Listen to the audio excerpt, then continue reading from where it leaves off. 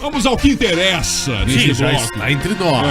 Aquele presepado. Ele é curitibano, morou no Barreirinha, Abranches, é verdade. Começou a estudar teatro em 2016.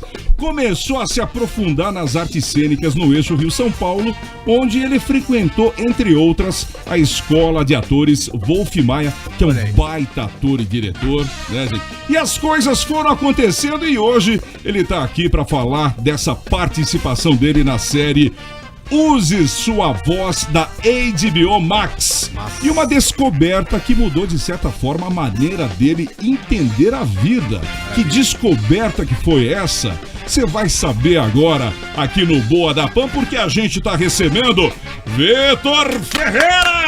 Vitor Ferreira, seja bem-vindo, irmão. Vitor, seja bem-vindo ao Boa da Pan, meu querido. Obrigado, só vou avisar que eu não venho com óculos escuros igual o Natanael, mas estou aqui, sem meu óculos escuros. Justo. Isso aqui é só skin de arrombado só. Marrento, então, marrento. Mas então, uma skin de ator também, quem sabe, traz um estilo assim, mas não, hoje eu tô de nerd mesmo. Hoje de nerd. Cara, e eu acertei os bairros que você morou, isso mesmo? Acertou. Barreirinha e Abranches. Ele ficou Acertou um pouco os assustado bairros. com isso. Não, Aqui a gente pesquisa, cara. Fui no Aqui programa do Revirando meu Stalker. lixo, porra. então, antes do Barreirinha e do Abranches, eu morei num bairro aqui pertinho, chamado Nárnia, sabe? Por aqui. Tem um portal aqui perto. Tem um portal. Sim. Mas a gente você veio falou- de lá. Você falou disso e os meus amigos sempre zoam que eu moro muito longe de tudo. Eu falo, quando as pessoas estão indo pra minha casa, quando parecer que você vai ser assaltado, sequestrado, você tá chegando. É por ali.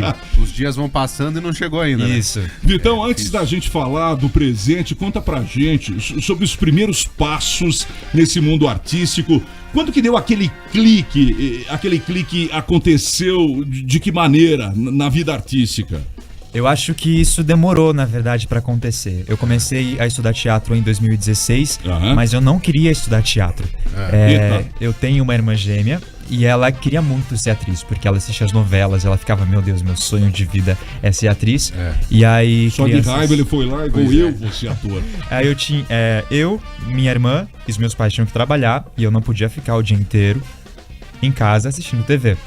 Então, me matricularam nessa escola de teatro junto com minha irmã. Legal. E aí, as coisas eram divertidas ali. Era um ambiente onde eu podia falar qualquer coisa, tipo, podia virar qualquer coisa e as pessoas entravam, independente da idade. E era muito diferente fazer isso, ainda mais eu que era muito introspectivo e tímido. E foi acontecendo. Mas eu só pensei mesmo em ser ator profissionalmente quando eu gravei meu primeiro filme, curta-metragem. Isso foi em 2019. E aí eu gravei meu primeiro filme curta-metragem, me apaixonei pelo cinema. Aí eu fiquei, não, é isso que eu quero fazer. Mas entre 2016 Que dicção, e 2000... né? Bonito, né? Fala bonito, Dicção, cara. cara. Entre 2016 e 2019 tem um hiato aí que você deve ter estudado muito, né, cara? Quais foram as etapas que foram mais marcantes e desafiadoras nessa fase de frequentar oficina, escola de dramaturgia? Conta pra gente. Então, de 2016 até 2019, eu fiz teatro e algumas peças de teatro. Mas elas eram montagens estudantis. E aí eu fiz 2 escolas de teatro, mas aqui em Curitiba. Aí, em 2019, quando eu decidi que eu queria ser ator mesmo, aí que eu comecei a estudar com mais vontade e procurar outras escolas de teatro. Aí eu fui pra CAL, Casa de Artes Laranjeiras do Rio de Janeiro, estudar audiovisual. Wolf Maia, que foi teatro e audiovisual. Foram períodos curtos, mas era sempre preenchido de estudar o que eu não sabia fazer. Tem uma coisa muito doida na atuação, que você começa a estudar e aí você percebe, nossa, eu sou péssimo improvisando. E aí você fala, preciso improvisar porque eu não posso passar vergonha quando eu for improvisar. Aí você faz improviso. E o improviso é um desafio e tanto, né? É um desafio, é muito divertido. Troca. É muito ruim fazer improviso, eu odeio improvisar. Barbichas agora. Barbichas me contratam, inclusive, tá? Vou mandar meu currículo aí pra vocês. Boa. Mas desculpa, cortei, caguei com a resposta. Eu perdi a linha de raciocínio. Mas é isso. E aí, em 2019, eu fiz meu primeiro filme curta-metragem. Eu tava muito apaixonado pelo cinema. Em 2020 temos a pandemia. E aí eu continuei estudando de forma online, sendo autodidata. E as coisas foram acontecendo. Mas eu tava tão decidido em ser ator que o meu primeiro curso de faculdade que eu fui fazer foi design de interiores. Aí eu tranquei design de interiores. E aí meu próximo curso foi fonoaudiologia. A dicção do Vitor é perfeita, cara. É sensacional. Ele tá falando, ele tá me acalmando. Podia fazer assim, o Vitor é quase um terapeuta aqui pra gente. Sim, exatamente. Mas tem uma fase da vida da gente que a gente fica meio em dúvida de que caminho seguir, né, Vitão? Sim. Então você fez fonoaudiologia, design de interiores e paralelamente a isso, o curso de teatro, isso? Ou não? Você largou um pra fazer outro? Tem os cursos livres de teatro, né? Que eu já fazia antes. Mas quando eu escolhi um curso superior pra fazer, eu comecei com o design de interiores. Pela aquela questão de não saber se vai dar certo e ainda mais de ser um mercado muito distante da maioria das pessoas. Meu pai é corretor de imóveis. Então, eu não tenho nenhuma pessoa na família que tenha seguido carreira artística. Aí aparece... Você não teve essa influência? Nem sua irmã? Nem minha irmã. Minha irmã, ela faz teatro amador por hobby hoje, mas ela é publicitária. Então, querendo ou não, é uma área criativa também, mas não é nada tipo música, ninguém toca em uma banda. Sim. E aí eu fui entrando nesse caminho e não consegui sair dele. Rapaz. Pra quem não tem artista na família, dá um receio, né, de seguir essa carreira. Eu acho que até pra quem tem artista na família, a gente vai ser estragado igual. A gente já desbravou o começo da carreira aqui do Vitão, né, já esclareceu tudo, mas como que aconteceu, Vitor, né, o convite pra você fazer parte do elenco dessa série da HBO Max, que é um enredo bem musical, né, cara? Sim. Use Sua Voz é a primeira live action da Cartoon Network aqui do Brasil. É uma série original da HBO Max e eu sou agenciado em 2 agências, uma aqui em Curitiba e uma em São Paulo. Então, normalmente, eu recebo testes para conteúdo e publicidade. Então, às vezes, eu tô lá na minha semana falando, nossa, eu vou aproveitar o fim de semana, vou ser feliz. Aí eles enviam, preciso que você envie um teste amanhã. A gente sabe que é isso. Nessa correria de sempre. Então eu sempre recebi testes de filmes longa-metragem, séries. E Use Sua Voz foi nesse lugar também. Era um lugar onde eu tinha recebido outros 3 testes para entregar na semana. E eu tava quase aprovado nesses, mas 2 não tinham rolado já. Só que Use Sua Voz, eles enviaram muito material sobre o personagem. E normalmente a gente recebe, tipo, meia página sobre um personagem. Tem que se virar. Use Sua Voz, eu recebi 5 páginas explicando sobre o meu personagem e é no teste de improviso. Normalmente os testes têm 1 minuto e meio, 3 minutos no máximo. Eu enviei um teste de 8 minutos. Caraca. Eu achei que eles iam me odiar. Mas aí eles gostaram desse primeiro teste. Mas o personagem pedia isso, você acha? Porque o teu personagem na série é o Arthur, que tem, né, o transtorno de espectro autista. E foi por causa disso que você fez um teste mais demorado? O personagem pedia isso ou não? Então, nessa folha não estava escrito que ele era um personagem dentro do transtorno do espectro autista. Mas como eu já tinha pesquisado muito sobre o autismo, lendo as características do personagem, eu percebi que ele era autista. Caraca, que massa. E aí, ele é uma série musical. Cara, já tô fã do Vitão, cara. Caramba. Já tô fã do Vitão. Eu não recomendo esse caminho, tá? Se eu pudesse, né, te dar uma dica, seria... Faz o concurso público, ele fala. Mas eu gosto de coisas arriscadas. Boa. Vamos lá. Mas tinha mais uma característica. Além do autismo, que era uma coisa que eu tinha proposto no teste, eu li o personagem e eu sabia que ele era um personagem que gostava de música eletrônica. E no teste eu falei... É um spoiler do episódio 10, mas enfim, é bem pequeno. Eu falei alguma coisa sobre beatbox. E não estava escrito nada no roteiro sobre beatbox. E beatbox é um número musical que o personagem só faz no último episódio. Caramba. Então eu não tinha como saber dessas 2 informações. Que doido. E foram coisas que, propondo, lendo o personagem, aconteceram e deram certo. Que legal. E aí eu fui pra São Paulo no dia do meu aniversário. Nunca tinha morado sozinho, nunca tinha morado em São Paulo. Passei 3 meses filmando Use Sua Voz. E depois eu peguei mais 2 diárias numa série da Disney, do Miguel Falabella, que é O Som e a Sílaba. Assistem quando sair, inclusive. Que legal. Vamos vender o peixe, tá certo. Isso aí. Cara, e no elenco tem nomes bacanas, né? Serginho Lourosa, tem o Robson Nunes, a Fafi Siqueira. Deve ser legal, né, cara? Você contracenar com essa turma toda aí. É divertido. Quando eu cheguei aqui no programa, que vocês são todos do humor aqui. Mais ou menos, a gente tenta, né? Eu fiquei, nossa, que nostalgia, porque às vezes, principalmente com a Mariana Armelini, que faz a diretora Dora, você tá conversando com ela de boa e aí você percebe, ela já criou um roteiro de comédia e você já tá dentro daquele stand-up pessoal. Então foi muito legal gravar com eles. Legal, cara. A Fafi...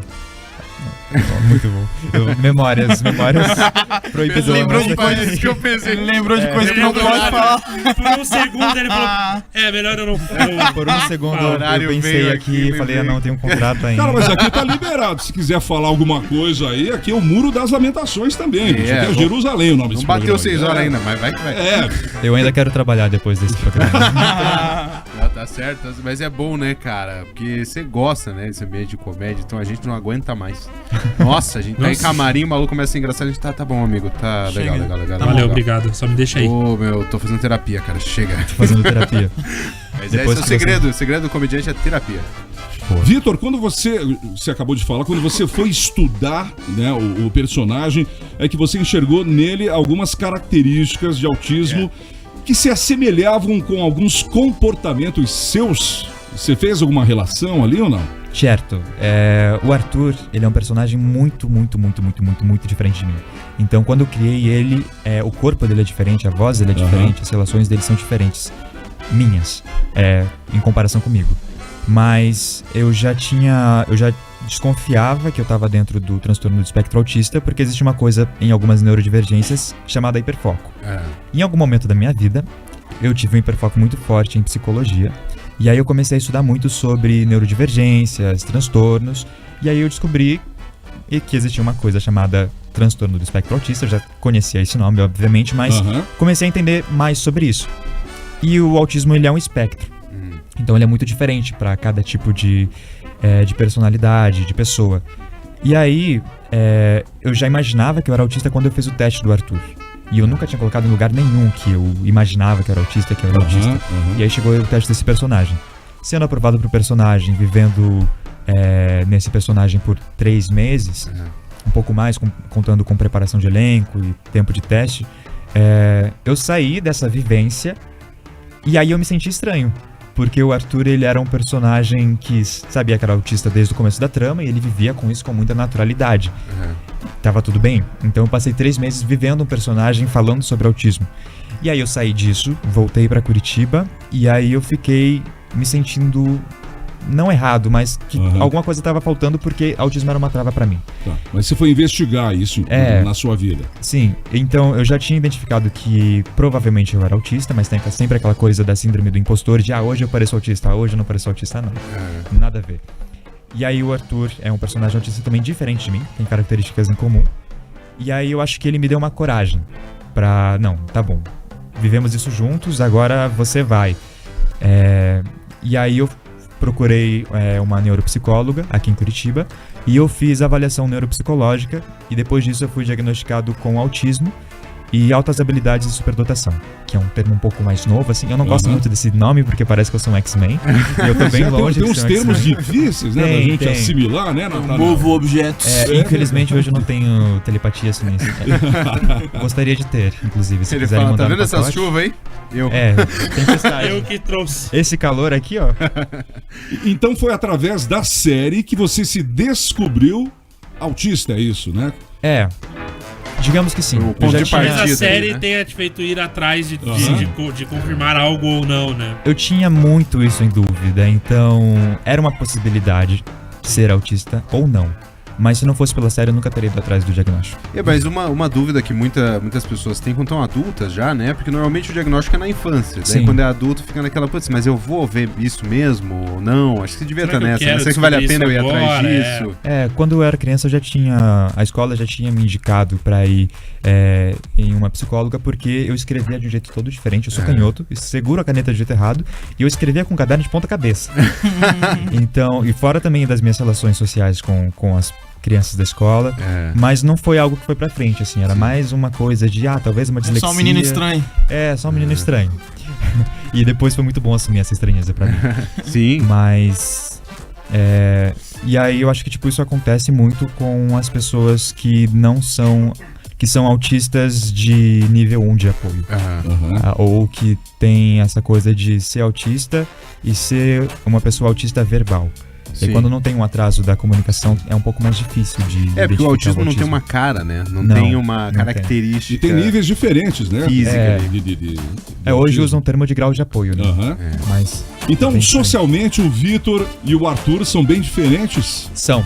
Inclusive, se vocês forem assistir, o Arthur, ele tem uma voz mais aguda que a minha, um pouco, mas dependendo do momento. Tem dicção ruim? Nem em todos os momentos, eu precisava... eu não consegui fazer isso. Desconstruir aqui tudo, né? O Arthur é um personagem destro. Ah, é? Caraca. Começou sendo destro. Meu, tem até esses detalhes aí, cara. Eu sou meio doido com isso. Aí eu fui colocando essas coisas. Eu não consegui. Eu sou canhoto, eu não conseguiria, eu acho. Cara, eu não sei se a gente pode dar spoiler aqui, mas pesquisando, Arthur, a série tem muita música, né? E o personagem, Arthur, né, Vitor, ele é bem sinestésico, né? Ele cria música eletrônica a partir dos sons que ele ouve no dia a dia. E a relação do Vitor com a música, como que é, cara? O que você gosta de ouvir? O que o Arthur tem ali que você também, me amarrei nessa do Arthur aqui. Ele fala, Tati quebra barraca. Então, o Arthur é um personagem com inteligência musical bem mais aguçada do que eu sou. Ele escuta músicas do ambiente e aí ele usa esses ruídos e cria músicas autorais, músicas eletrônicas. Inclusive tem uma música chamada Sinestesia, que foi uma música que o Arthur criou e ele apresenta ela no episódio 5. Aí ao longo da série você vai percebendo ele montando essa música e depois ele explode com ela. Mas eu sou um pouco... Às vezes eu pego algumas coisinhas dos personagens. Então com o Arthur eu não escutava muito música eletrônica. Mas aí o Arthur, como ele é DJ, e toda vez que eu ia estudar o personagem eu escutava uma playlist dele, eu saí do personagem escutando muito música eletrônica. Então hoje, toda vez que eu tô dirigindo, que eu tô, sei lá, fazendo qualquer coisa, eu escuto um cara chamado Boy Filquet. Ninguém conhece esse cara. Eu não conheço. Mas é um DJ que eu gosto muito. Meu vizinho aí mora ali em Nárnia, sabe? Já saímos na mão. Mas isso aconteceu com o Arthur, de escutar música eletrônica, e com outro personagem que eu fiz em um filme aqui de Curitiba, que é um filme que tá rodando vários festivais, passou em Nova York, tava em um festival na Espanha. Inclusive ele tá disponível no site do Sesc para assistir durante novembro gratuitamente, que é o filme Todos os Inscritos de Ness, que eu fiz um emo. Então eu escutei muitas razões e muitas emoções durante essa época. Mas não te pegou o emo? Não. Olha, o emo me pegou por 2 meses, assim, mas musicalmente eu não me vesti como emo. Assim, se você voltar um pouco mais na minha pré-adolescência, quando eu não era ator, talvez você encontre um arquivo confidencial. Mas antes disso... Então eu sempre escuto muito algumas coisas dos personagens, mas eu sou bastante eclético. Só que eu escuto... Não gosto de dizer isso, mas eu sou uma pessoa que as pessoas olham e falam: nossa, você é muito indie. Indie. Você tem uma cara de indie. Nossa, Strokes, essas coisas. Mas eu gosto das músicas. Vitão, assim, vários artistas, né, já se manifestaram publicamente assumindo que possuem um diagnóstico de autismo. Você acha que, de alguma forma, essa condição é uma barreira? Tem artista que fica com receio de assumir isso? Você deve trocar muita ideia com colegas de trabalho sobre o assunto, né, cara? Sim, isso é uma questão um pouco polêmica, porque depois que eu assumi o diagnóstico, eu já perdi um papel. Por conta de uma coisa de, tipo... eu já tava com papel, tava ali na produção. E aí, depois, tipo... de ter falado sobre autismo, eu percebi que algumas coisas tinham mudado e falaram: não, acho que a gente precisa de outro ator.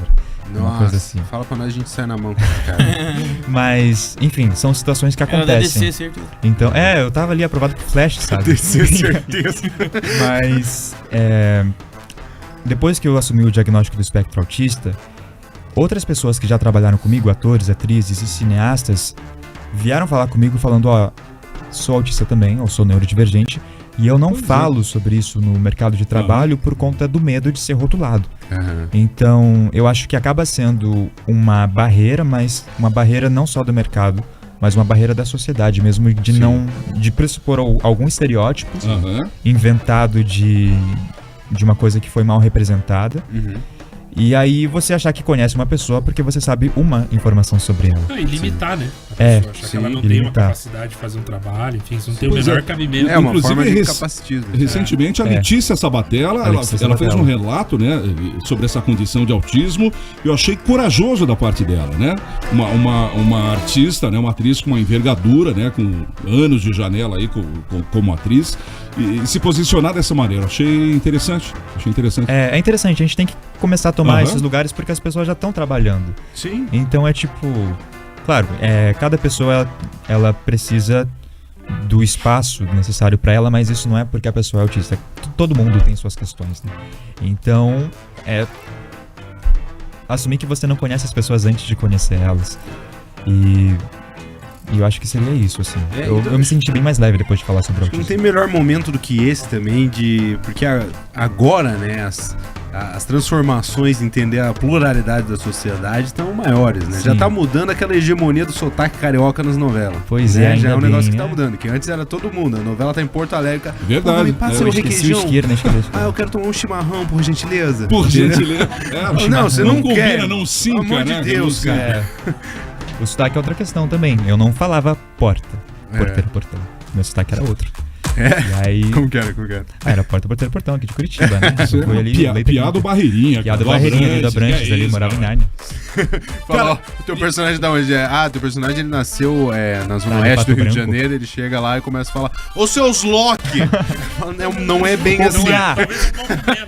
Mas, gente, qual que é o... Ô, Vitão. Tá bom, vou procurar esse sotaque interno. Agora a gente faz aquela pergunta que é difícil. Até agora só teve perguntinha molezinha, tá? Agora uma questão que a gente quer saber de você. Você já enxerga a tua carreira profissional entrando num outro nível? Né? Porque a networking, assim, os relacionamentos profissionais são outros quando você se torna uma pessoa midiática, se aparece na telinha. O que você planeja ou já está engatilhado para um futuro próximo, hein, Vitão? Olha, é uma questão bastante difícil, assim. Mas hoje eu posso dizer que eu vivo atuando. Então, eu tenho como dizer que eu só trabalho com atuação e coisas desse universo. Eu não sei dizer sobre a minha carreira.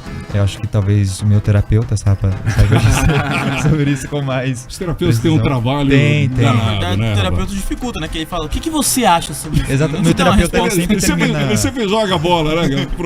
Ele sempre termina a sessão falando: vamos ficar com essa reflexão por aqui hoje? Mas... A minha termina falando: fica bem.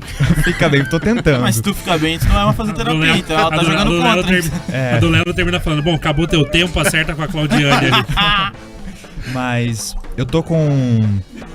Tem uma série que eu fiz aqui em Curitiba que ela vai sair, eu acho que no começo do ano que vem, final desse ano. É isso que a gente gosta, novidade. Se chama foi muito engraçado, se chama O Som da Sua Voz. Eu fiz Use Sua Voz, eu fiz o som e a sílaba, e eu fiz o som da sua voz.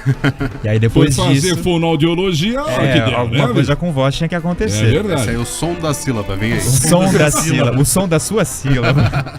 Mas depois disso veio, graças a Dionísio, digamos assim, Doutor Monstro, que é um longa-metragem que está sendo filmado aqui em Curitiba agora, em novembro, que é um longa-metragem do Marcos Jorge, que é a história de um crime real.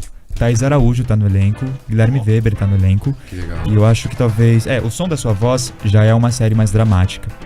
Só que meu personagem é cômico. Use Sua Voz, o som e a sílaba são cômicos. E esse filme agora, ele é um filme que é um crime real, né? Então é um lugar diferente para as pessoas me verem na tela. Sim. E também tem Um Instante no Tempo, que foi um filme que eu já fiz e que tá rodando em alguns festivais, que ele é mais... fantasioso, ficcional e dramático. Então, tem esses aí. Tem O Som da Sua Voz, Um Instante no Tempo e Doutor Monstro sendo filmado aí. E na HBO Max, Use Sua Voz. E na HBO Max, Use Sua Voz. Bacana. 10 episódios disponíveis já. A gente recebeu esse cara talentoso, essa voz que hipnotiza a gente. Dicção perfeita. Vamos perder emprego aqui. é o nosso querido Vitor Ferreira, que já está convidado para participar mais vezes aqui do programa, Vitão. Sim. Obrigado, da próxima vez eu venho com meu óculos escuro. Isso, bora. Senhoras e senhores, o ator sensacional, menino prodígio, Vitor Ferreira. Aqui no Boa. Obrigado pela presença, Vitão. Já a gente volta aqui no Boa. Boa.